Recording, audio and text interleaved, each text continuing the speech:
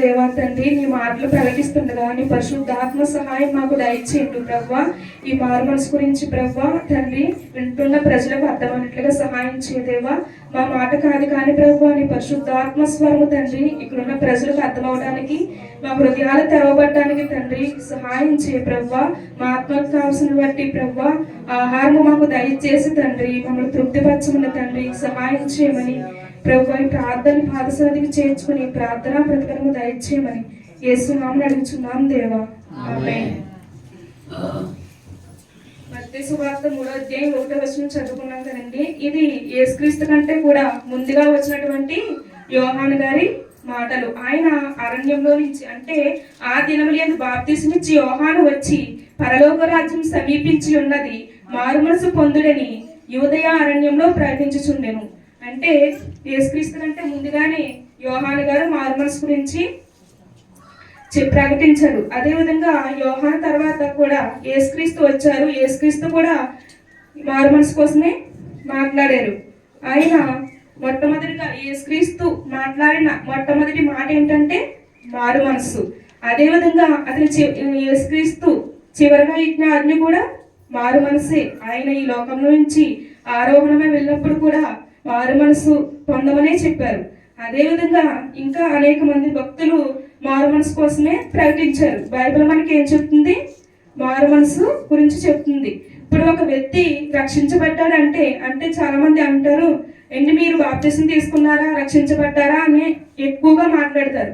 కానీ మీరు మారు మనసు పొందారా అనే మాట ఈ రోజుల్లో చాలా కొరవైపోతుంది. అంటే బాప్తిసం తీసుకుంటే రక్షించబడినట్టేనా? కాదండి, కాదు. కేవలం బాప్తిసం తీసుకుంటే రక్షణ పొందినట్టు కాదు. కానీ రక్షణకి మొట్టమొదట ఒక నారం అనుకుంటే, రక్షణకి మొట్టమొదటి ఒక వైపు ఏంటి? మారు మనసు. రెండో వైపు విశ్వాసం ఉంటుంది. మారు మనసు విశ్వాసం ఉన్నప్పుడు మాత్రమే అది సంపూర్ణంగా రక్షణ కార్యం జరుగుతుంది మనసులో. అదేవిధంగా చాలా మంది ఈ రోజు సంఘాల్లో ఏం బోధిస్తున్నారంటే, యేసుక్రీస్తును నమ్మిక ఉంచండి, ఆయన్ని విశ్వసించండి, చాలు మీకు దేవుడు అన్ని ఇచ్చేస్తాడు, లేకపోతే మీకు రక్షణ వచ్చినట్టే అని బోధించే బోధలు ఈ రోజుల్లో ఎక్కువయ్యాయి. అంతేకాకుండా మన మారు మనసు కోసం బోధించే సంఘాలు కూడా చాలా తక్కువగానే ఉన్నాయి. ఒకవేళ దైవజనులు బోధించినప్పటికి కూడా దాన్ని వినేవారు కూడా చాలా తక్కువ మంది ఉన్నారు. అంటే సంఘాల్లో ఎక్కువ మంది ఎవరున్నారంటే వాక్య ప్రకారం మారు మనసు లేని వారు ఎక్కువ మంది ఉన్నారు. చర్చికి వస్తారు, ప్రతి వారం వస్తారు, ప్రార్థన చేస్తారు, కానుకలు ఇస్తారు, అదేవిధంగా వాక్యం కూడా వింటారు, ప్రతిరోజు వాక్యం చదువుతారు, కానీ మారు మనసు పొందరు. అదేంటండి, వాక్యం వింటున్నారు కదా, ప్రార్థన చేస్తున్నారు, వాక్యం చదువుతున్నారు, సంఘానికి వస్తున్నారు, మీరేంటి మారు మనసు లేదు అని అంటున్నారు అని చెప్పేసి అనుకోవచ్చు. కానీ ఇది వాక్యానుసారమైనది కాదు. అంటే మనం ఏదో ఒక భక్తి చేస్తే అది మారు మనసు అవ్వదు. ప్రతి వ్యక్తి కూడా రక్షించబడాలంటే ఏదో మన పై ఆచారాలు, లేకపోతే చర్చకు రావడం, ఇలాంటి పై ఆచారాలు దేవుడు కోరుకోవడం లేదు. ఒక వ్యక్తి రక్షణ పొందాలంటే ఖచ్చితంగా అతనికి మొట్టమొదటి మెట్టు ఏంటి? మారు మనస్సు. మారు మనస్సు అనేది దానికి అనేక అర్థాలు ఉన్నాయి. అంటే ఒక వ్యక్తి తన మనస్సును మార్చుకోవడం, లేకపోతే తన ఉద్దేశాన్ని మార్చుకోవడం అనే అర్థంగా మనం చెప్పవచ్చు. అంటే ఒక వ్యక్తి అప్పటి వరకు కూడా అపరాధముల చేత, పాపముల చేత చచ్చిన స్థితిలో ఉన్న ప్రతి మనిషి కూడా తన యొక్క స్థితిని, తన యొక్క మనస్సును మార్చుకుని యేసుక్రీస్తు శిలువ వైపు చూచి, ఆయన వైపు చూచినప్పుడు ఆయన యొక్క ముఖకాంతిలో మన పాపములు అన్నీ కూడా కనిపిస్తాయి. ప్రార్థించినప్పుడు కనబడతాయి. అలా కనిపించినప్పుడు ప్రభువా నేను పాపిని, నా హృదయం అనేక విషయాల్లో దోషారోపణ చేస్తుంది, వీటన్నిటినీ నేను ఒప్పుకుంటున్నాను అని ఏ వ్యక్తి అయితే అంగీకరిస్తాడో తన పాపాల నుంచి దేవుని వైపు పూర్తిగా, అంటే ఏదో కొంచెం కాదు కానీ నేను పాపనే ప్రభువా, నేను పాపనే అని చెప్పి అదో కొంచెంసేపు ఒప్పుకొని మళ్ళీ తర్వాత రోజు నుంచి యథావిధిగా తన పాపలో పడిపోవడం కాదు మారు మనసు అంటే. అంటే 180 degrees, అంటే పూర్తిగా దేవుని వైపు మగడమే మారు మనసు. ఆ మారు మనసు కూడా ఈ దినాల్లో చాలా మందికి కరువైపోతుంది. అంటే ప్రతి వ్యక్తి కూడా కొన్ని ఆలోచనలు ఉంటాయి, కొన్ని తనంతట తానుగా కొన్ని నియమాన్ని తన జీవితంలో పెట్టుకుంటాడు. ఒకసారిగా దేవుడి వాక్యం ఉన్నప్పుడు ఎవరు కూడా మారరు. అంతేకాకుండా మనిషి హృదయం ఎటువంటిది? ఘోరమైంది, మోసకరమైంది. అటువంటి హృదయం దేవుని వైపు మనల్ని త్వరగా వెళ్ళనివ్వదు. అయ్యో అప్పుడే ఎందుకు మారు మనసు, ఇంకా నువ్వు చిన్నదానివే కదా, ఇంకా ఇంకా చాలా ఏజ్ ఉంది కదా, అప్పుడే ఎందుకు మారు మనసు, అప్పుడే దేవుని వైపు తిరగడం ఎందుకు, ఇంకా చాలా ఏజ్ ఉంది కదా, ఎంజాయ్ చేయడానికి ఈ లోకంలో చాలా ఉన్నాయి కదా, శరీరాశ, నేత్రాశ, జీవకుటుంబం, ఇలా ప్రతీది కూడా మనం లాగుతూ ఉంటుంది. మన హృదయం ఎక్కువగా వేటికి ఆకర్షించబడుతుంది? చెడుకి ఆకర్షించబడుతుంది. ఇప్పుడు మీరు ఏదైనా పేపర్ చదివారంటే ఆ పేపర్లో చెడ్డ వార్తలు ముందుగా చూస్తారా, లేకపోతే మంచి వార్తలు చూస్తారా? మన మన క్రికెటర్స్కి లేకపోతే కొంతమంది ఆటగాళ్ళకి ఏదైనా ఒలింపిక్లో ఏదైనా మెడల్ వచ్చిందనుకోండి, అది ఫ్రంట్ పేజీలో వేసారు. కానీ దాని పక్కనే ఒక అమ్మాయి వేరే అబ్బాయితో వెళ్ళిపోయిందని చెప్పేసి వేసారు అనుకోండి పక్కన పేజీలో. మన కళ్ళు ఎటువైపు వెళ్తే మంచి వైపు వెళ్ళవు. అసలు మన కళ్ళు నచ్చవు. ఎందుకంటే మన స్వభావమే పాప స్వభావం. మనది ఆదాము నుంచి వచ్చిన పాపం మనల్ని ఎప్పుడు కూడా దేవునికి దూరంగా పాపం వైపే లాగుతూ ఉంటుంది. ఇటువంటి ఘోరమైన హృదయము దేవుడి వైపు మళ్ళడం చాలా కష్టం. చాలా కష్టమే, కానీ అసాధ్యం కాదు. కానీ దేవుడు తన వైపు ఆకర్షించుకున్నప్పుడు మనం మారు మనసు పొందడం చాలా చాలా ఈజీ. దేవుడు ఒక మనల్ని కానీ తన వైపు ఆకర్షించుకున్నాడంటే ఎంతటి ఘోరమైన వ్యక్తి అయినా సరే ఖచ్చితంగా మనసు మార్చుకుని దేవుని వైపు మళ్ళుతాడు. ఈ విధంగా మారు మనసు అంటే కేవలం భయపడటం కాదు. చాలా మంది మేము మారు మనసు పొందామని చెప్పి దేవుడి వాక్యం వింటారు. దేవుడి వాక్యం దైవజన్ బోధించినప్పుడు పాపముల గురించి కానీ, నీతిని గురించి కానీ, తీర్పుల గురించి కానీ అనేక విషయాలు దైవజనుల ద్వారా బోధించబడుతున్నప్పుడు వాళ్ళు వింటారు, భయపడతారు. కానీ మళ్ళీ తర్వాత వెళ్ళి ఆ కొంచెం సేపే భయపడతారు. తర్వాత బయటికి వెళ్ళి మరలా యథార్థంగా తన పాపాన్ని కొనసాగిస్తారు. కాబట్టి ఇది మారు మనసు కాదు. అదేవిధంగా మారు మనసు అంటే దుఃఖం కాదు. మారు మనసు అంటే చాలా మంది నేను ప్రభువా ఒకప్పుడు నేను ఈ పాపం చేశాను, ఇందులో పడిపోయాను, లేకపోతే ఒక స్త్రీ విషయంలో పడిపోయాను, లేకపోతే ఒక పురుషుని విషయంలో పడిపోయాను, లేకపోతే ఒక మాటలు బాగా ఇతరులను దూషించడం, ఇలాంటి విషయాల్లో పడిపోయాను. ఇలా తమ మనసులో చాలా బాధపడుతూ ఉంటారు, కానీ దుఃఖపడుతూ ఉంటారు. కానీ దాన్ని ఒప్పుకుని విడిచిపెట్టరు. ఆ కొంచెం సేపే ప్రార్థనలో ఉన్నంతసేపే, లేకపోతే ప్రార్థనా మందిరంలో ఉన్నంతసేపే, లేకపోతే వాళ్ళకి ఎప్పుడైనా దుఃఖపడితే ఆ దుఃఖం ఉన్నంతసేపే. కానీ ఆ దుఃఖం అనేది దైవ చిత్తానుసారమైన దుఃఖంగా చాలా మంది జీవితంలో మారడం లేదు. ఎందుకంటే వారు దేవునికి అవకాశం ఇవ్వట్లేదు. వాళ్ళు ఏదో దుఃఖపడితే సరిపోతులే, నేను పాపాన్ని ఒప్పుకుంటే సరిపోతులే అని వారి సొంత ఆలోచనలోనే పడిపోతున్నారు తప్ప దైవ చిత్తానుసారమైన దుఃఖానికి వారి జీవితాల్లో అవకాశం ఇవ్వట్లేదు. కాబట్టి ఇది కూడా మారు మనసు కాదు. అదేవిధంగా మారు మనసు అంటే దోషారోపణ కాదు. పౌలు ఫెలిక్స్కు బోధించినప్పుడు అతడు ఒప్పుకున్నాడు, నేను దోషినని చెప్పేసి ఒప్పుకున్నాడు. ఆశ నిగ్రహం గురించి, దేవుని రాజ్యం గురించి పౌలు ఫెలిక్స్కు చెప్పినప్పుడు అతడు అతని హృదయం దోషారోపణ చేసింది, భయపడ్డాడు. కానీ పౌలుని పంపివేసిన తర్వాత అతడు మారు మనసు పొందలేదు. ఆ పాపంలోనే ఉండి ఆ పాపంలోనే మరణించాడు. ఇది కూడా మారు మనసు కాదు. మారు మనసు అంటే అనుభూతి కాదు. చాలా మంది నేను పాపిని అని చెప్పేసి ఒప్పుకుని దుఃఖపడతారు, కానీ తర్వాత దాన్ని మర్చిపోతారు, మళ్ళీ అదే విధంగా పాపం చేస్తూ ఉంటారు. అదేవిధంగా మారు మనసు అంటే ఉపవాసాలు కాదు. చాలా మంది మారు మనసు అంటే ఉపవాసాలు చేస్తే మారు మనసు ఉన్నట్టే, మాకు రక్షణ ఉందని భ్రమపడుతూ ఉంటారు.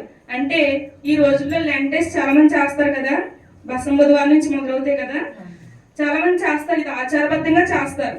అదేవిధంగా వీళ్ళు తమ శరీరాన్ని దుఃఖపరుచుకుని ముఖాలు వికారంగా పెట్టుకుని చాలా ఆ 40 రోజులు కూడా కొత్త బట్టలు వేసుకోరు, మాంసాహారం తినరు, తమను తాము దుఃఖపరుచుకొని మేము దేవునిలో ఉన్నాం, దేవుడి ఆశీర్వాదాన్ని మాయే, మేము దేవుని వారము, దేవుని భక్తులం అని చెప్పేసి వారు అనుకుంటారు. కానీ వారికి చాలా మందికి, అందరికీ కాదు కానీ కొంతమందికి మారు మనస్సు అనేది ఉండదు. మరలా వారు బయటికి వెళ్ళిన తర్వాత ఆ 40 రోజులు అయిపోయిన తర్వాత లేకపోతే ఉపవాస దినాలు అయిపోయిన తర్వాత మళ్ళీ కూడా వాళ్ళు పాపంలోనే జీవిస్తారు. అదేవిధంగా మారుమనసు అంటే భక్తి కాదు. అంటే మారుమనసు అంటే చర్చికి రావడం, ప్రార్థన చేయడం, లేకపోతే ఉపవాసాలు చేయడం, లేకపోతే మనుషులకు కనబడాలని తెల్లటి వస్త్రాలు వేసుకుని రావడం, ఇది మాత్రమే మారుమనసు కాదు. ఇలా శాస్త్రులు పరిచయులు కూడా యేసుక్రీస్తు కాలంలో ఎంతో మత నిష్ఠ కలిగి వాళ్ళు పైకి కనిపించేవారు. కానీ యేసుక్రీస్తు ప్రభు వారిని ఏ విధంగా విమర్శించాడు? సున్నం కొట్టిన సమాధులారా అని చెప్పేసి ఘాటుగా విమర్శించాడు. ఇలా మనల్ని అంటే ఒప్పుకుంటామండి? మనం ఒప్పుకోం కదా. సున్నం కొట్టిన సమాధులారా అని మనల్ని పిలిచారనుకోండి ఎవరైనా, అస్సలు వెంటనే వచ్చేది మన కోపం. అలాంటిది ఆయన సమాజ మందిరంలో ఉన్న పెద్దల్ని, ప్రధాన యాజకుల్ని యేసుక్రీస్తు ఏమన్నారు? సున్నం కొట్టిన సమాధులారా అంటే సమాధి చూడటానికి పైకి తెల్లగా అందంగా అలంకరించబడి ఉంటుంది, కానీ దాని లోపల ఎంతో జుగుప్సకరంగా ఎంతో చెడు వాసన ఎముకలతో ఉంటుంది కదా. అదేవిధంగా పరిసయ్యులు పైకి చాలా అందంగా అలంకరించుకుని అంటే సమాజంలో గొప్ప పేరు ప్రతిష్టలు కలిగి అనేకుల చేత వందనములు పొందుతూ చాలా భక్తిపరులము అని చెప్పుకున్నారు. కానీ వారి యొక్క హృదయం దేవుడికి అనుకూలంగా లేదు. అంతేకాకుండా దేవుడి ఆజ్ఞల ప్రకారం వారు జీవించలేదు. అప్పుడు యేసుక్రీస్తు వారిని విమర్శించారు కదా. కానీ శాస్త్రులు పరిచయం మారుమనసు పొందారని ఉందా బైబిల్లో? లేదండి. కానీ బైబిల్లో ఒక వేశ్య కూడా మారుమనసు పొందినట్లు ఉంటుంది. అనేక మంది పాపాత్ములు మారుమనసు పొందినట్టు ఉంటుంది. కానీ వేషధారులు మాత్రం మారుమనసు పొందలేదు. అంటే ఒక వ్యక్తి పాపిని అని ఒప్పుకున్నప్పుడు మాత్రమే దేవుడు రక్షిస్తాడు కదా. కానీ వేషధారులు మాత్రం చాలా తక్కువగా మారుతారు. వేషధారులు అంత తక్కువ మారరు. ఎందుకంటే వారు ఒక వేషాన్ని వేసుకున్నారు, మేము భక్తిపరులమని. అదే విధంగా ఉంటారు తప్ప లోపల తమకున్న వేషాన్ని కానీ ఎవరు చూడట్లేదులే. దేవుడికి అంత ఇంపార్టెంట్ ఇవ్వరు కాబట్టి మనుషులు చూస్తే చాలు, మేము మనుషులకి భక్తిపరులుగా కనిపిస్తే చాలు, దేవుడికి ఎలా కనిపించినా పర్వాలేదు అనే ఉద్దేశంతో ఉన్నవారే పరిసయ్యులు. కాబట్టి ఈ పరిసయ్యులు మారుమనసు లేనివారు. ఈ రోజుల్లో మన సంఘాల్లో కూడా ఇలాంటి పరిసయ్యులు అనేక మంది కనిపిస్తున్నారు. అంటే వీళ్ళు ఆడవాళ్ళలో కనిపిస్తారు, మగవాళ్ళలో కనిపిస్తారు, యవనస్తులు కనిపించవచ్చు, అనేక వయసుల వారు ఉండొచ్చు ఇందులో. కానీ వేషధారితనం అనేది చాలా పెద్ద పాపం. అంటే దేవుడు వేషనైనా క్షమిస్తాడు, కానీ వేషధారిని ఏమాత్రం కూడా క్షమించడం.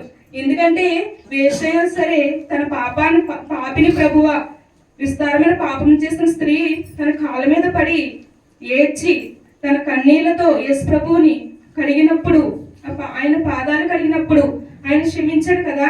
ఎంతటి పాపనైనా క్షమిస్తాడు, కానీ ఆయన వేషధారిని క్షమించలేదు.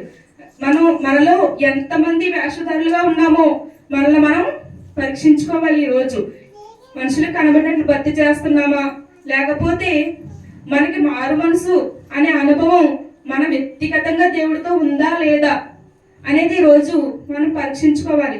మారు మనసు అనేది ఒక వ్యక్తికి ఏ విధంగా వస్తుందంటే సినిమాను చూసినప్పుడు మాత్రమే ఏ వ్యక్తికైనా మారు మనసు వస్తుంది.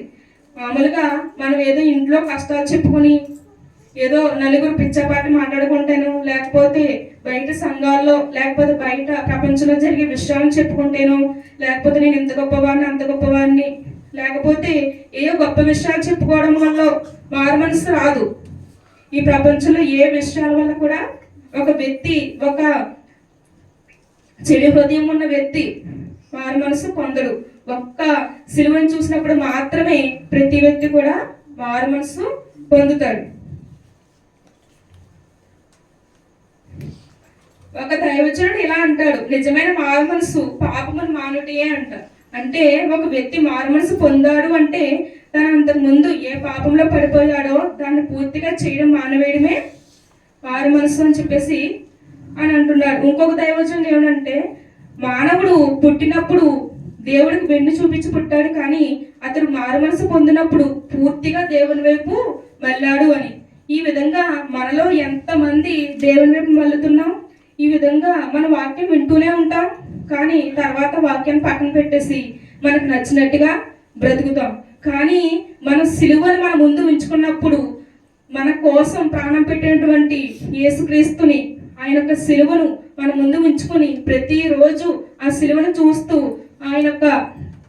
మన కోసం కాచిన ఆయన రక్తధారలను మనం జ్ఞాపకం చేసుకుని మనం చేసిన పాపముల చేత ఆయన ఎంతగా హింస పొందాడో, ఆయన ఎంతగా దూషించబడ్డాడో, మన కోసం ముళ్ళ కిరీటం ఆయన ఎంతగా బాధించిందో, మన గురించి మన పాపములు ఆయన మీద పడినప్పుడు మేకులు ఆయన ఎంతగా గాయపరిచాయో ప్రతిదీ కూడా మనం జ్ఞాపకం చేసుకున్నప్పుడు ఏ వ్యక్తి అయినా సరే ఖచ్చితంగా మారు మనసు పొందుతాడండి. ఎందుకంటే నీతిమంతుడైన దేవుడు పాపులమైన మన కొరకు ప్రాణం పెట్టాడు. రోమిలకు రాసిన పత్రిక 3వ అధ్యాయం 23వ వచనంలో ఉంటుంది, ఏ భేదమును లేదు, అందరూ పాపము చేసి దేవుడు అనుగ్రహించి మహిమను పొందలేకపోతున్నారు. కాబట్టి నీతిమంతుడైన వాడు ఒక్కడు కూడా లేడు కదా, ఈ ప్రపంచంలో ఏ ఒక్కరు లేరు. కాబట్టి ప్రతి వ్యక్తికి కూడా మారు మనసు కావాలి, ప్రతి వ్యక్తికి కూడా సిలువ కావాలి, ప్రతి వ్యక్తికి కూడా రక్షణ అనుభవం అనేది కావాలి. రక్షణ మాత్రమే, మారు మనసు మాత్రమే మనల్ని పరలోకానికి తీసుకువెళ్తుంది. ఈ లోకంలో మనం పేదవారమైన ధనవంతులమైన ఏ ఒక్క స్త్రీ అయినా పురుషుడైనా ఎవరైనా సరే, ఏ దేశానికి చెందిన వ్యక్తి అయినా సరే మనం మన పాపంలో క్షమాపణ పొంది మన మరణాంతం కూడా ఒక నిత్య రాజ్యానికి మనం చేరాలంటే ప్రతి వ్యక్తికి కూడా ఏం కావాలి? మారు మనసు అనేది తప్పనిసరిగా ఉండాలి. అది కూడా మారు మనసు అనేది వాక్య ప్రకారం ఉండాలి. వాక్య ప్రకారం వాక్యంలో ఏ విధమైన మారు మనసు రాయబడిందో అది మాత్రమే మనం మారు మనసు కలిగి ఉండాలి. కాబట్టి యోబు గ్రంథం 42వ అధ్యాయం 6వ వచనం తీయండి.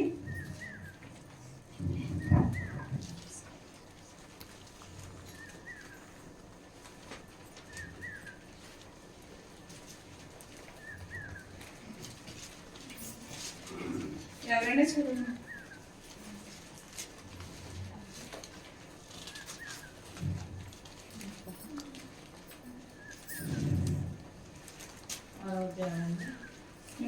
నలభై 42వ అధ్యాయం 6వ వచనం చదువుతాను.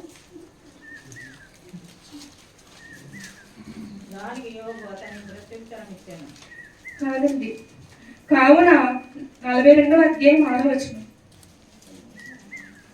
కావున నన్ను నేను అసహించుకుని ధూళిలోను బూడిదలోను పడి పశ్చాత్తాపపడుచున్నాను. ఈ విధమైన అంటే పాత నిబంధన కాలంలో ఎవరైనా సరే తమ పాపములను ఒప్పుకోవడానికి బూడిదలోను ధూళిలోను కూర్చుండి ఎంతో ఏడ్చేవారు. కానీ ఈ రోజుల్లో మనకు అవసరం లేదు. కానీ యేసుక్రీస్తు సిలువ దగ్గరికి వచ్చి మనం ఈ విధమైన పశ్చాత్తాపాన్ని పొందినప్పుడు దేవుడు మనకి మారు మనసును అనుగ్రహిస్తాడు. అదేవిధంగా యోనా గ్రంథం 3వ అధ్యాయం 9వ వచనం కూడా చదువు.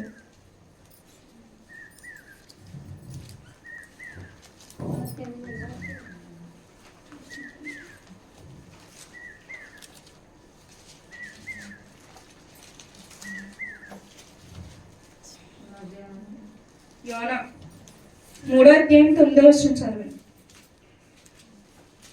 మనుషులందరూ తమ దుర్మార్గములను విడిచి తాము చేయి బలత్కారమును మానవేయవలెను.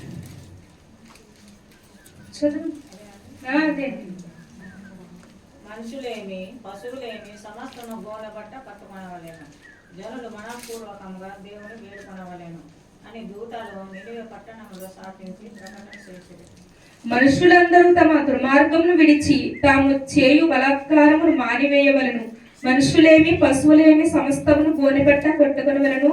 జనులు మనపూర్వకంగా దేవుని వేడుకొనవలను అని దూతలు నినేవ పట్టణంలో చాటించి ప్రకటన చేసిరి. యోనా ద్వారా ప్రకటించబడిన సువార్త ఇది. అంటే యోనా నినేవ పట్టణస్తులు దేవుడి దృష్టికి బహు దుర్మార్గులై ఉన్నప్పుడు ఆ పట్టణాన్ని నాశనం చేస్తాను అని చెప్పేసి దేవుడు యోనా ద్వారా ప్రకటన చేయనప్పుడు యోనా ప్రకటించిన తర్వాత వీళ్ళందరూ కూడా తమ దుర్మార్గతను విడిచిపెట్టి గోనెపట్ట కట్టుకుని పశ్చాత్తాప పడినట్లుగా మనకు యోనా గ్రంథం చెబుతుంది. ఈ విధంగా మనం ఏ పాపంలో అయితే పడిపోయామో ఆ పాపముల విషయంలో మనం ఏం చేయాలి? దుఃఖపడాలి. దుఃఖపడి ఆ పాపమును మనం దేవుని ఎదుట విడిచిపెట్టినట్లయితే దేవుడు మన పాపమును క్షమించి మనకు మారు మనసును రక్షణను అనుగ్రహిస్తాడు. అదేవిధంగా హెబ్రీయులకు రాసిన పత్రిక 6వ అధ్యాయం 1వ వచనం నేను చదువుతాం. నిర్జీవ క్రియల నుండి మారు మనసు పొందుడి. అంటే మన నిర్జీవ క్రియలు అంటే కొన్ని విషయాలు దేవునికి వ్యతిరేకంగా మనం చేసిన పాపముల నుంచి దేవుని వైపు మళ్ళడమే నిర్జీవ క్రియల నుండి మారు మనసు పొందడం. అదేవిధంగా అపోస్తల కార్యాలు 26వ అధ్యాయం 28వ వచనం.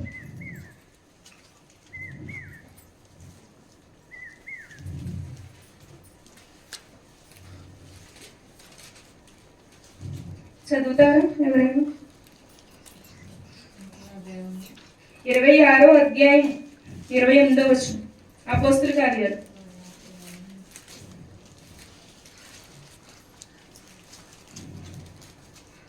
అందుకు అగ్రిప్ప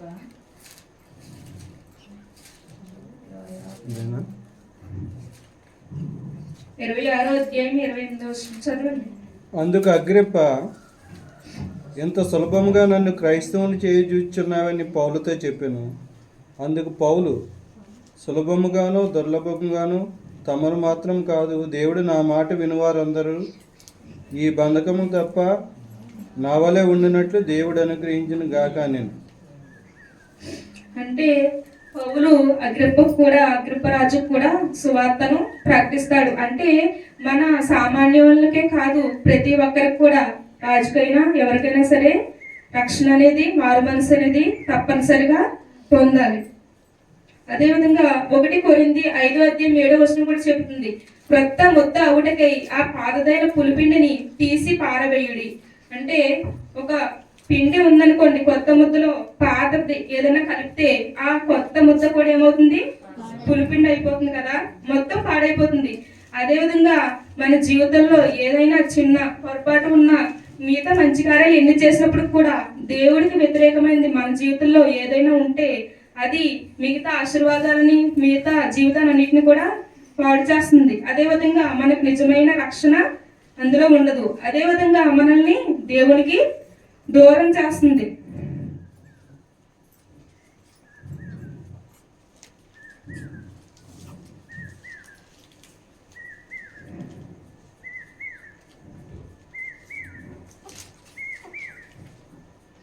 అదేవిధంగా యోహాను 1 యోహాను 1వ అధ్యాయం 9వ వచనం కూడా యోహాను చెప్తాడు. ఒకసారి 1 యోహాను 1వ అధ్యాయం 9వ వచనం తీయండి.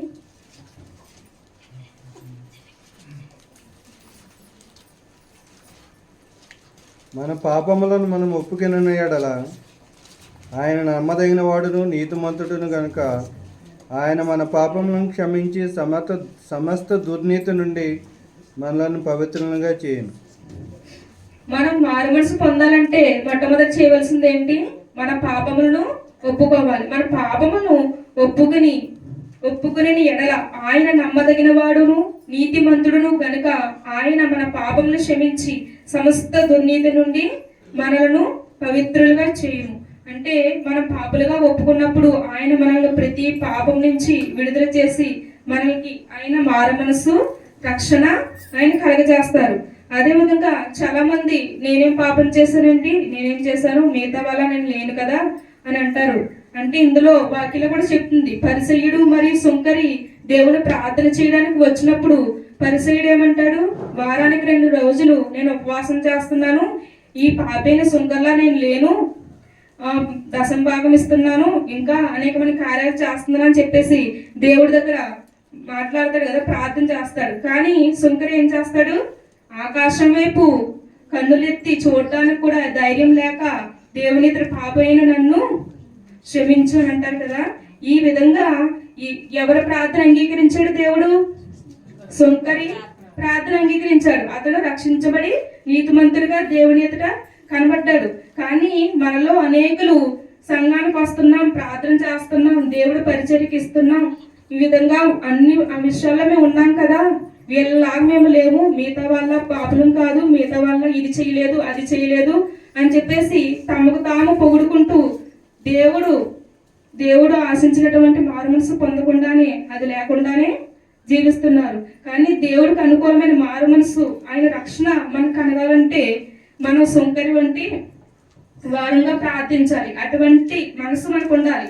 అంటే దేవుడు గొప్పవాడు, ఆయన పరిశుద్ధుడు, ఆయన గొప్పవాడు, ఆయన నీతిమంతుడు. మనందరి కొరకు ఆయన యొక్క పరలోకాన్ని కూడా విడిచిపెట్టి మనందరి పాపముల కొరకు ఆయన సిలువలో బలియాగం అయ్యాడు కదా. అంత గొప్ప దేవుడు మనకు రక్షణ ఇచ్చినప్పుడు ఆయన గురించి మనం ఆలోచించినప్పుడు మన యొక్క నీతి క్రియలు ఏ విధంగా ఉంటాయి? దేవుని ఎదుట కేవలం మురుకు గుడ్డలు మాత్రమే అని చెప్పేసి బైబిల్ చెప్తుంది. మనం ఎంత గొప్ప కార్యాలు చేసినా, ఎన్ని నీతి కార్యాలు చేసినప్పటికి కూడా అవన్నీ కూడా దేవుని ముందు మురికి గుడ్డలే. కాబట్టి మనలో ఎవరూ కూడా నేను గొప్పవాడిని ప్రభువా, నేను గొప్పవాడిని, లేకపోతే ఇన్ని ఉపవాసాలు చేశాను, ఇన్ని ప్రార్థనలు చేస్తున్నాను, బైబిల్ ఆది కాండం నుంచి ప్రార్థన గ్రంథం వరకు మొత్తం నాకు వచ్చు, నేను ఏదైనా చెప్పగలను, ఇలా అర్చించడానికి ఎవరు కూడా సరిపోం. ఎందుకంటే దేవుడి దగ్గర మనం ఎంత లోబడి ఉంటే అంత ఆశీర్వాదం, అంత రక్షణ అనుభవం వస్తుంది. మనం ఏదైనా ఒక చిన్న విషయంలో, అంటే పెద్ద పెద్ద పాపములు చేసామని కాదు, కానీ చిన్న విషయంలో క్రైస్తవ జీవితంలో మనం ఎదుగుతున్నప్పుడు చిన్న విషయంలో దిగజారినా, చిన్న విషయంలో పడిపోయినా, లేకపోతే చిన్న విషయాల్లో దేవునికి వ్యతిరేకంగా మనం పాపం చేస్తున్నప్పుడు, పరిశుద్ధాత్మ మనల్ని గద్దించినప్పుడు వాటికి లోబడి దేవుని దగ్గర తిరిగి మరలా మనం మెలుకోవాలి. చాలా మంది అంటారు, అంటే మనం రక్షణలోనికి దేవుడి సన్నిధిలోకి మొదట వచ్చినప్పుడు మాత్రమే మనకు మారు మనసు కావాలి, తర్వాత కొద్ది కాలం తర్వాత మనకు మారు మనసే అవసరం లేదు అని చెప్పేసి చాలా మంది అనుకుంటారు. కాదండి, ప్రతిరోజు మనకు మారు మనసు కావాలి. ప్రతిరోజు కూడా మనం కడుక్కోవాలని వాక్యంలో మనం ప్రతిరోజు కూడా ఆయన యొక్క ముఖకాంతిలో మన రహస్య పాపములు కనబడుచున్నవి అని చెప్పేసి యెషయా చెప్తాడు కదా. నీ ముఖం ఆయన ముఖంలో ఆయన పాపం చూసినప్పుడు ఆయన వణుకు పుడుతుంది కదా. మనం ప్రార్థించినప్పుడు మనకు పాపములన్నీ కూడా ఆయన చూస్తాడు. కాబట్టి మనం ప్రతిరోజు దేవుడు వాక్యం ముందుకు వచ్చి వాక్యం అనే అర్థంలో మనల్ని మనం సరిచేసుకుంటూ, ఏ విషయంలో ఇంకా పడిపోయామో, ఇంకా మారడం లేదో, ఇంకా యేసుక్రీస్తు యొక్క గాయాల్ని మనం రేపేవారుగా ఉన్నామో ఆ విషయాల్లో మనల్ని మనం సరిచేసుకుని మారు మనసు పొందమని దేవుడు చెప్తున్నాడండి. కొంతమంది ఎంత వాక్యం విన్నా కూడా మారరు. కానీ వాళ్ళు ఏంటంటే ఏదో దేవర దున్నపోతుంటారు కదా, అలాగా వాళ్ళు ఎంత చెప్పినా అసలు మారరు. మీరు చెప్పుకోండి, మేము ఇంతే అన్నట్టుగా ఉంటారు. కానీ కొంతమందికి ఏంటంటే చిన్న విషయాలు తప్పిపోయినా కూడా దేవుడు వెంటనే గద్దిస్తాడు, వెంటనే వాక్యం ద్వారా మాట్లాడతాడు. వెంటనే ఏదో ఒక విషయాల్లో వాళ్ళకి తెలుస్తుంది దేవుడు ఇలా మాట్లాడుతున్నాడు, లేకపోతే ఈ పాపం వల్ల కష్టం వచ్చింది, ఇలా చాలా మంది తెలుస్తుంది. కానీ కొంతమందికి స్పర్శ ఉండదు అసలు. అంటే వాళ్ళు ఎంత వాక్యం ప్రార్థించబడుతున్నా, ఎంత వింటున్నా కూడా వాళ్ళు చల్లం అనేది ఉండదు. అది చాలా డేంజర్ అండి. అంటే చాలా ప్రమాదకరమైన స్థితి అది. మీకు ఏదైనా చిన్న పాపంలో పడిపోయినప్పుడు దేవుడు గద్దిస్తున్నాడంటే మీరు మంచి స్థితిలో ఉన్నారని అర్థం చేసుకోండి. ఇంకా దేవుడు మమ్మల్ని ప్రేమిస్తున్నాడు అర్థం చేసుకోండి. కానీ ఇంకా మారకుండా ఇంకా మొద్దుబారిన స్థితిలో ఉన్నారంటే, ఇంకా ఏ కష్టం రావట్లేదు, ఏ యొక్క ఇబ్బంది రావట్లేదు, ఆ పాపాన్ని బట్టి అలా చేసుకుంటూ వెళ్ళిపోతున్నారంటే ఇది చాలా ప్రమాదకరమైన స్థితి. అంటే దేవుడు విడిచిపెట్టేశాడు మమ్మల్ని, ఇంకా మీరు మారట్లేదని విడిచిపెట్టేశాడు. కానీ ఏదో అంటే పుల్ల వంకర పొయ్యి తీర్చినట్టుగా ఏదో ఒక రోజు మన మరణం వస్తుంది, తర్వాత మన తీర్పు తీర్చబడుతుంది, తర్వాత మనం నాశనానికి వెళ్ళిపోతాం. ఈ విధంగా ఉంటుంది. కానీ దేవుడు మనం చిన్న విషయాల్లో పడిపోయినప్పుడే మనల్ని గద్దిస్తున్నాడు, బుద్ధి చెప్తున్నాడంటే మనం చాలా ధన్యులు. ఎందుకంటే ఇంకా దేవుడు మనల్ని పట్టించుకుంటున్నాడు, ఇంకా మనల్ని ప్రేమిస్తున్నాడు. తండ్రి తన కుమారుని, అంటే తన ప్రేమించే కుమారుని శిక్షిస్తాడని వాక్యం చెబుతుంది కదా. మనం ప్రేమించే కుమారుని ఏదైనా చిన్న విషయంలో తప్పిపోతే మనం పదే చెప్తాం, ఒరే ఇలా ఉండకరా నాన్న, ఇలా చెయ్యకరా, ఇది మంచి పద్ధతి కాదురా, నా మాట వినరా అని మనం ఇంకా చెప్తూ ఉంటాం. వాడు అలా కూడా వినకపోతే ఏం చేస్తాం? ఒక దెబ్బ వేస్తాం, లేకపోతే ఇంకా చేపట్టుకుని లాక్కుని వచ్చేస్తాం, లేకపోతే ఒక గదిలో పెట్టి వాడికి అర్థమయ్యేటట్లుగా చెబుతాం కదా. అదేవిధంగా దేవుడు ఇంకా మనకి అవకాశం ఉందండి మారు మనసు పొందడానికి.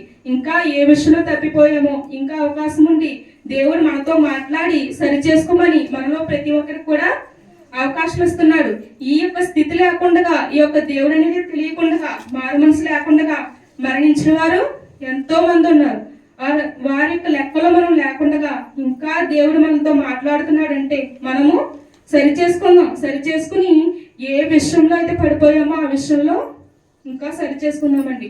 అగస్టిన్ మీ అందరికి తెలిసే ఉంటుంది. అగస్టిన్ అనే వ్యక్తి చాలా పాపాత్ముడు అని, అతని కాలంలో చాలా పాపాత్ముడు అని అతని జీవిత చరిత్రలో ఉంటుంది. అంటే అతను ఎప్పుడు కూడా యవ్వన దశలో ఉన్నప్పుడు వేశ్య గృహాల్లోనే ఉండేవాడంట. ఎక్కువగా అమ్మాయిలతో తిరగడం ఇలా చేసేవాడంట. తన ఇంటికి కూడా రాకుండా అక్కడే ఉండేవాడని చెప్పేసి అందులో ఉంటుంది. అంతేకాకుండా తన తల్లి ప్రార్థనా పరురాలు మౌనిక, ఆవిడ పేరు. ఆవిడ ఎంతగానో ప్రార్థించింది ఆయన కోసం, అగస్టిన్ కోసం. ఆయన ఒక మాట అంటారు, నా తల్లి కన్నీటి ప్రవాహంలో నేను దేవుని రాజ్యంలోనికి కొట్టుకుని వచ్చాను అని. ఈ విధంగా మన ఇంట్లో ఎవరైనా ఇంకా దేవునికి వ్యతిరేకంగా బ్రతుకుతున్నట్లయితే వాళ్ళ కొరకు మనం ప్రార్థించాలి, వాళ్ళ కోసం మనం అంగలార్చాలి. అది మనమే అయితే ఇంకా మరింతగా దేవుని ప్రార్థించి ఆయన ఒక పాదాలు పట్టుకుని మనం మారు మనసు పొందాలి. అటువంటి అగస్టిను తనకి ఏ అమ్మాయితో అయితే పాపం చేస్తున్నాడో ఆ అమ్మాయి తను వీధిలో వెళ్తున్నప్పుడు పిలుస్తుంది, ఏ అగస్టిన్ ఎక్కడికి వెళ్తున్నావు, నేను గుర్తున్నానా, నేను ఆమెని అని. తను వెనుకకు కూడా తిరగకుండా ఆమెను చూడకుండా ఒక మాట అంటాడు. ఏమంటాడంటే, నువ్వు ఆమెవే కానీ నేను అతనిని కాదు అని. అంటే ఎంతగా మారాడు అగస్టిను. ఆమెని చూడడానికి కూడా ఇష్టపడలేదు. నువ్వు ఆమెవే, ఒకప్పుడు నువ్వు ఎలా ఉన్నావు, ఇప్పుడు అలాగే ఉన్నావు, ఇంకా పాపం చేస్తున్నావు, ఆ పాప క్రియలోనే ఉన్నావు, కానీ నేను మారిపోయాను, నేను నూతనమైన జన్మ పొందాను క్రీస్తులో, నేను నూతనంగా క్రీస్తులో జన్మించి ఆయన కొరకు బ్రతుకుతున్నాను. ఒకప్పుడు అగస్టిన్ ఏమయ్యాడు, చనిపోయాడు. ఆ అగస్టిన్ ఇప్పుడు లేడు. ఆ విధంగా అగస్టిన్ తన జీవితాన్ని మార్చుకున్నాడు. ఏ అగస్టిన్ అయితే వ్యభిచార కోపంలో ఉన్నాడు, అనేక పాపం చేత పట్టబడ్డాడని ఏ లోకం అయితే చెప్పుకుందో, అదే అగస్టిన్ని ఏమని చెప్పారు, పరిశుద్ధుడైన అగస్టిన్ అని పేరు పొందారు నేను చనిపోయే దినాల్లో. అంటే పరిశుద్ధుడైన అగస్టిన్కి పాపాత్ముడైన అగస్టిన్కి ఎంత తేడా ఉంది. దీనికి దానికి, భూమికి ఆకాశానికి ఉన్నంత తేడా ఉంది కదా. అంత ఆ విధంగా ఎలా మారాడు ఆయన, సిలువను చూసినప్పుడు మాత్రమే. మనలో ఎంత పాపాత్ములైనప్పటికీ, ఎంత దోషం చేసినప్పటికి కూడా దినమంతయు కూడా మన వైపు చేతులు చాపి చూస్తున్న యేసుక్రీస్తు వైపు మనం చూసినప్పుడు మాత్రమే మన రక్షణలోనికి రాగలం. అగస్టిన్ ఆ విధంగా చూసి తన పాపాలను ఒప్పుకుని నిజమైన మారుమనసు పొందాడు కాబట్టే ఆయన పరిశుద్ధుడైన అగస్టిన్ అయ్యాడు. ఈ విధంగా అనేకమైన సాక్ష్యాలను మనం చెప్పుకుంటూ ఉంటాం కదా. అదేవిధంగా మారు మనసు పొందిన వ్యక్తికి దాని ఫలాలు కూడా ఫలించాలి మనం. అంటే మారు మనసు పొందాం, ఈ ఒక్క రోజుతో అయిపోలేదు, మనలో ఆ ఫలాలు కూడా కనిపించాలి. అంటే మారు మనసు పొందిన వ్యక్తిలో ప్రార్థన అనేది ఉంటుందండి. మారు మనసు పొందిన వ్యక్తిలో ఏముంటుంది, ప్రార్థన. తన కుటుంబం కోసమే కాదు, తన యొక్క సంఘం కోసమే కాదు, ఇతరుల కోసమే, ప్రపంచం కోసమే ప్రార్థించే వ్యక్తులుగా ఉంటారు ఎవరు, మారు మనసు పొందిన వ్యక్తులు. అదేవిధంగా మారు మనసు పొందిన వ్యక్తులు క్షమించేవారుగా ఉంటారు. యేసుక్రీస్తు తనను శిక్షించిన వారిని కూడా, తన సిలువ వేసిన వారిని కూడా ఆయన క్షమించాడు కదా. అదేవిధంగా మీ అందరికీ తెలిసిన ఒక మిషనరీ గ్రాండ్స్టైన్ గారు వరుసలో సేవ పరిచర్య చేశారు. ఆయన కుష్ఠరోగులకి సేవ పరిచర్యం చేసిన వ్యక్తి గ్రాండ్స్టైన్ గారు. అలాంటి వ్యక్తిని వారికి ఇద్దరు చిన్న బిడ్డలను పిలుపు మరియు తిమోతితో కలిసి తన సువార్తకు వెళ్ళినప్పుడు, సువార్తకు వెళ్ళి తిరిగి వస్తున్నప్పుడు వారందరినీ కూడా మతోన్మాదులు కారులోనే అంటించేసి చంపేస్తారు. అలా చంపినప్పుడు, ఆ మతోన్మాదం చంపినప్పుడు తర్వాత వాళ్ళ భార్యని పిలిచి వీళ్ళని ఏం చేయమంటారు అని చెప్పేసి కోర్టులో జడ్జి ఆమెను అడుగుతాడు, మీ పిల్లల్ని, మీ భర్తని చంపారు కదా, వీళ్ళని ఏం చేయమంటారు అని చెప్పేసి. ఆమె ఏం చెప్పింది, గ్రాండ్స్టైన్ గారు వారి భార్య, వీళ్ళని నేను క్షమిస్తున్నాను అని చెప్పింది. అంటే ఆవిడ ఎంతగా ప్రేమించింది, యేసుక్రీస్తు తనని ఏ విధంగా ప్రేమించాడో అదే విధంగా మాదిరి ఆవిడ చూపించింది. తన భర్తని, తన ఇద్దరు బిడ్డల్ని చంపిన వాళ్ళని కూడా ఆవిడ ప్రేమించగలిగింది. అంటే నిజమైన మారు మనసు పొందిన వారు ఈ విధంగా ప్రేమించగలుగుతారు. ఆమె క్రీస్తుని తన జీవితంలో చూపించింది. అదేవిధంగా మారు మనసు పొందిన వారు సమాధానం కలిగి ఉంటారు. అంటే మారు మనసు కలిగిన వారు ఇతరులతో ప్రతి దానికి చిన్నదానికి పెద్దానికి గొడవలు పెట్టుకుంటూ ఉండరు. కానీ ఇతరులు తమ విషయంలో అపరాధం చేసినా లేకపోతే మీతో గొడవలు పడినా కూడా వాళ్ళతో ఏ విధంగా ఉంటారు? సమాధానంగానే ఉంటారు. ఓన్లీ అండి అన్నబండి తప్పే ఉంది, అంతా దేవుడే చూసుకుంటారని కొంతమంది అంటారు. కొంతమంది ఏముంటారు? కావాలని కయ్యం పెట్టుకుంటూ ఉంటారు. కానీ మారు మనసు పొందిన మనం అలా ఉండకూడదు. ఇతరులు మన విషయంలో తప్పు చేసినా కూడా అపరాధం చేసినా కూడా మన వారిని క్షమించగలగాలి. క్షమించే మనస్సు మనకు ఉండాలి. అటువంటి మనస్సు మనకు ఇవ్వాలని దేవుణ్ణి కోరుకుందాం. అదేవిధంగా మారు మనసులో ఫలాలు అనేకంగా ఉన్నాయి. మారు మనసులో 1, 2 కాదు. మారు మనసు పొందిన వ్యక్తి అనేక ఫలాలను ఫలిస్తాడు. అదేవిధంగా మారు మనసు పొందిన ఒక వ్యక్తి తన కుటుంబానికే కాదు, తన పిల్లలకే కాదు, సమాజానికే కాదు, సంఘానికే కాదు, ఆశీర్వాదకరంగా మారుతాడు. ఆనాడు అపోస్తులు కానీ తర్వాత వచ్చిన మిషనరీలు కానీ ఎంత పరిచర్య చేశారంటే వారు తమను తాము తగ్గించుకుని తమ జీవితంలో మారు మనసు పొంది దేవుడి ఆజ్ఞలను పాటించారు. కాబట్టి అనేకులకి ఆశీర్వాదకరంగా వారి జీవితాలు మారాయి. అంతేకాకుండా తమ వ్యక్తిగత జీవితాలు అనేక మందికి ఆశీర్వాదకరంగా మారాయి. కానీ దురదృష్టం ఏంటంటే ఈ రోజు సంఘాల్లో ఈ మారు మనసు బోధ అనేది ఎక్కడ కనిపించడం లేదు. ప్రతి ఒక్కరు కూడా ఏదో వస్తారు, వాక్యం వింటారు, మళ్ళీ బయటికి వెళ్ళిన తర్వాత మళ్ళీ మామూలే జీవితం. ఏదో దేవుడు ఎవరో కూడా మనకు తెలియనట్టుగా బ్రతుకుతారు. కానీ సంఘంలో ఉన్నంతసేపు కూడా ఎంతో విధేయతతో ఎంతో భక్తితో ఉన్నట్టుగా కనిపిస్తారు. అదేవిధంగా దైవజనులు కూడా చాలా మంది అలాగే ఉన్నారు.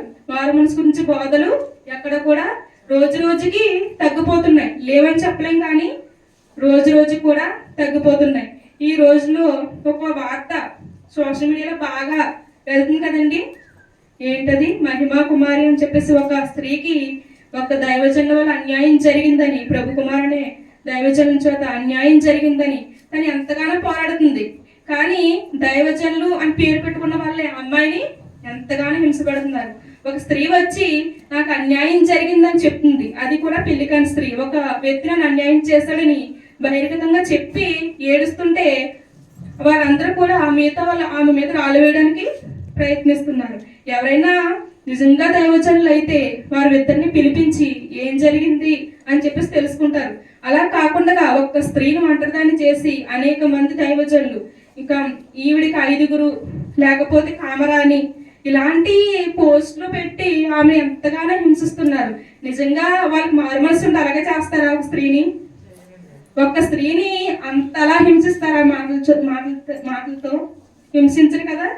నిజంగా మారు మనసు ఉంటే అలా చేస్తారా వాళ్ళు? ఒక వేశ్యను కూడా అమ్మ అని పిలిచారు కదా యేసు ప్రభు. అలాంటి యేసుక్రీస్తుని నమ్ముకున్న మనం ఒక స్త్రీకి అన్యాయం జరుగుతుంది, ఇది బయటికి వెళ్ళి అన్ని జనుల మధ్య క్రైస్తవులు అంటే ఇంతేనా, ఇలాగే అమ్మాయిని ఇలా చేస్తారని దేవుడి నామం అవమానించబడుతుందని అమ్మాయి బయటకు వచ్చి ఎంతో పోరాడుతుంది. ఒకవేళ ఆ అమ్మాయి అన్యాయస్తురాలే, మంచిది కాకపోతే ఒక వ్యక్తి అన్యాయం చేసిన బయటకు ఎందుకు వస్తుంది? తన జీవితం కోసం అందరికీ తెలిసిపోయింది. కానీ ఎందుకు పోరాడుతుంది? ఒకవేళ అమ్మాయి చెడ్డదే అయితే వీడు కాకపోతే ఇంకొకటి అని చెప్పేసి ఏం చేస్తుంది? ఇంకొకరితో ఉంటుంది. కానీ ఆ వ్యక్తే కావాలని చెప్పేసి పోరాడుతుందంటే ఆ అమ్మాయిలో న్యాయం ఉంది కదా.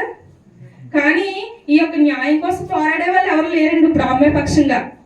ఇప్పటి వరకు మేము సత్యబోధకులు, చాలా మంచి వాళ్ళం, మేము క్రైస్తవ సమాజాన్ని ఉద్ధరిస్తున్నాం అని చెప్పుకున్న వాళ్ళు కూడా ఒక్కరు కూడా ఆమె కోసం మాట్లాడట్లేదు. ఇప్పుడు సోషల్ మీడియాలో ఎవరో జాన్పాలని లేకపోతే వీకేఆర్ కొంతమంది మాత్రమే ఆ స్త్రీ కోసం పక్షంగా ఉండి ఈమెకు అన్యాయం జరిగింది, వీళ్ళ వల్ల అన్యాయం జరిగిందని సోషల్ మీడియాలో మాట్లాడి ఆమె పక్షంగా మాట్లాడుతున్నారు తప్ప చాలా మంది దైవజనులు అనబడిన వారు పెద్ద పెద్ద సేవకులు ఎవరు కూడా ఆమె పక్షంగా ఉండి ఆమెతో మాట్లాడట్లేదు ఆమె గురించి. అంటే బయట వాళ్ళకి ఎంత అవమానం ఏంటిది అంటే, క్రైస్తవ సమాజంలో ఒక స్త్రీకి న్యాయం జరగదా, ఒక స్త్రీని ఎంత తక్కువగా చూస్తారా, మీలోనే సత్యం లేదు మాకేం చెప్తారులే అని అన్నట్టుగా ఎంత అవమానపరచబడుతుంది. ఇప్పుడు క్రైస్తవ సమాజం ఎంతగా అవమానపడుతుంది. ఇలాంటి వారందరికీ మారు మనసు ఉందా? ఆ అమ్మాయిని దూషించే వారికి, ఆ అమ్మాయిని మొన్నైతే అమ్మాయి వీడియో పెట్టి నేను చనిపోతున్నాను, ఇంకా నాకు బ్రతకాలం లేదు, నా మీద అనేక నిందలు వేస్తున్నారని ఆమె కన్నీటితో మాట్లాడుతుంది. ఆ అమ్మాయి అంతలా మాట్లాడుతుందంటే ఒక్కరు కూడా ఆమె పక్షంగా వచ్చి ఆమెకు ఓదార్పు ఇవ్వడం లేదు. ఒక్కడు కూడా ఆ పాస్టర్ గారితో ఏం జరిగిందని చెప్పేసి సమాధానం పరచాలని కూడా ఒక్కరు కూడా ఎవరు కూడా ముందుకు రావట్లేదు. ఒకవేళ ఆ అమ్మాయి అన్నట్టుగానే చనిపోతే, ఒకవేళ ఆ అమ్మాయి ఏదైనా చేసుకుంటే ఆ నింద ఎవరి మీద వస్తుంది? క్రైస్తవ సమాజానికి వస్తుంది. ఆ నిందను చూపించి మతోన్మాదులు ఇంకా మామూలుగా ఆడుకుంటారా క్రైస్తవ సమాజంతో? గంటకు ఒక వీడియో పెడతాడు ఒక్కొక్కడునే. ఇంకో మీలో ఉన్న దైవజనుడేనండి ఇలా చేశాడు ఈ అమ్మాయి, అందుకే ఇలా అయిపోయింది అని చెప్పేసి ప్రతి ఒక్క గంటకు ఒక వీడియో పెడతాడు. వీడియో పెట్టి క్రైస్తవ్యాన్ని అవమానపరుస్తూనే ఉంటారు. ఇంకా సైతానికి ఇంకా అవకాశం ఇచ్చినట్టుగానే ఉంటుంది కదా. ఇలాంటి భయంకరమైన సమాజంలో మనం ఉన్నాం. అంటే మారు మనసు పొందిన వారు కొద్దిమంది అని ఇటువంటి పరిస్థితి వల్ల మనకి తెలుస్తుంది. కానీ ఇలా మనం ఉండకూడదండి. మన సమాజంలో లేక మన చుట్టుపక్కల వాళ్ళు ఎవరికైనా అన్యాయం జరిగినప్పుడు మనం వారి పక్షంగా ఉండాలి. దేవుడు అన్యాయం జరిగిన వారి పక్షంగా ఉంటాడు తప్ప ద్రోహం చేసిన వారి పక్షంగా ఏమాత్రం కూడా ఉండడు. ఈ విధంగా అనేక విషయాలు మనలో దోషారోపణ చేస్తున్నాయి. ఈనాడు క్రైస్తవ సమాజంలో మారు మనసు పొందిన వారు చాలా తక్కువ. కానీ మనమైనప్పటికీ కొద్దిమంది అయినప్పటికీ కూడా ఈ వాక్యాన్ని వింటున్న నువ్వైనా నేనైనా సరే మనం ఏ విషయంలో అయితే దేవుని దగ్గర పడిపోయామో, ఏ ఒక్క విషయంలో సిలువకు వ్యతిరేకంగా పాపం చేస్తున్నామో, మన వ్యక్తిగత విషయాల్లో లేకపోతే సంఘ విషయాల్లో మనం ఏ విధంగా మారు మనసు లేకుండా లేకపోతే దోషారోపణ మన హృదయం మన పరిశుద్ధాత్మ దేవుడు మన మీద దోషారోపణ చేస్తున్నాడో ఒక ప్రతి పాపాన్ని కూడా ఒప్పుకుని మనం విడిచిపెడదామండి. నేడే రక్షణ దినం కాబట్టి మనం ఇంకా దేవునికి లోబడకుండా ఇంకా అన్యాయంగా ప్రవర్తిస్తున్నట్లయితే ఈ రోజే మనం ఆయన పాదాలు పట్టుకుని మన పాపములు ఒప్పుకుని విడిచిపెట్టి దేవుడికి ఆయన ఆజ్ఞలకు లోబడి ఆయనకు మారు మనసు పొంది రక్షణలో కూడా ఎప్పుడు కూడా అభివృద్ధి పొందాలని, నిత్య జీవం వైపు ప్రయాణించాలని నేను కోరుకుంటున్నాను. ఇటువంటి కృప మనందరికీ కూడా దేవుడు అనుగ్రహించును గాక. ఆమేన్.